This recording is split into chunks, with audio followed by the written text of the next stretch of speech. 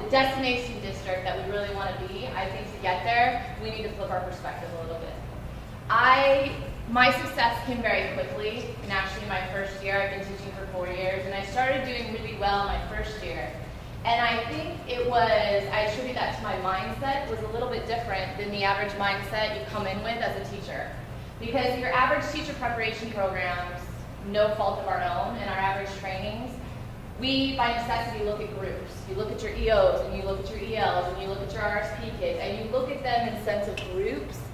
And unfortunately, when you do that, the individual faces within those groups starts to blur.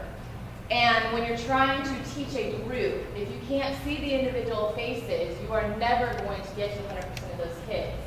And my perspective, coming from my background, which is in psychology, and before becoming a teacher, I was a facility administrator of a residential treatment facility for severely emotionally disturbed boys. That was a mouthful. But I always had to analyze behavior and each kid as an individual. And if I didn't analyze why they were doing what they were doing, and what they were doing, and how they were doing it, it could have been a dangerous situation. We had very violent kids.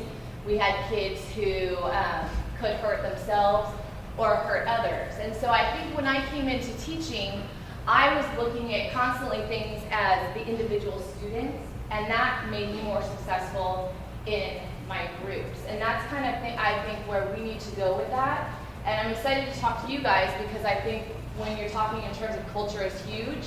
If we can get people to start flipping their perspective and stop looking at the groups and start looking at the individuals, we're going to be more successful. And I understand that you have to look at groups. By necessity, you have to look at groups. You have to analyze data by groups. But first and foremost, you have to look at the individuals in those groups to be more successful. Because I think too often we go to HM trainings and we go to those, even in teacher preparation programs, and they give us this one-size-fits-all. This is what you do for these students. This is what you do for these students. This is what you do for these students. Every EL is different.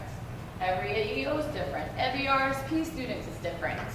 But if you can't understand what they need and when they need it, you're going to miss an opportunity to help that kid when they need it the most.